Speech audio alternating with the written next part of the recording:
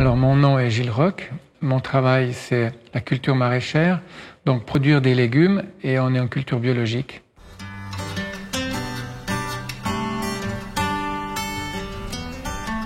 Alors le travail au quotidien c'est de gérer l'ensemble de l'exploitation, c'est-à-dire s'occuper d'une vingtaine de personnes, faire en sorte que tous les jours on puisse s'occuper de nos commandes et de faire les livraisons dans les bons timings, et puis de gérer les cultures. On a décidé d'être producteur bourgeon et de passer au bio il y a 33 ans parce qu'il y avait une demande pour des produits biologiques et que j'avais une sensibilité pour la nature et puis pour la production respectueuse de l'environnement.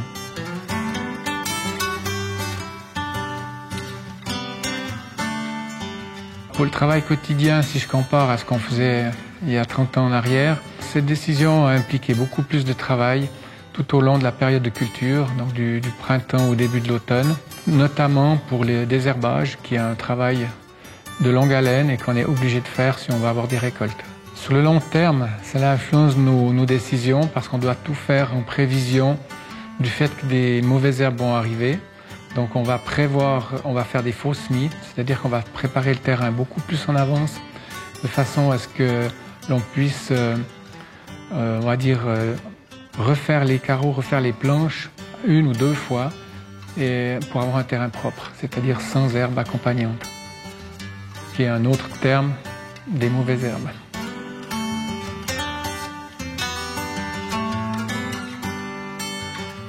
Le fait qu'en culture biologique, les produits poussent un peu plus lentement du fait qu'ils n'ont pas des engrais de synthèse qui les boostent, de ce fait-là, ils ont plus de saveur. Et aussi le fait de savoir qu'ils ont été produits, on va dire, sans pesticides, le produit est d'une meilleure qualité, surtout tout au long de la ligne. Ce qui s'est amélioré depuis qu'on a passé en bio, ça ne s'est pas vu dans les quelques premières années, mais avec le temps, on peut dire que c'est vraiment la vie du sol, la qualité du sol qui maintenant a un volant de vie, c'est-à-dire une grande réserve de matière organique et de bactéries qui font que nos cultures poussent beaucoup mieux qu'au début.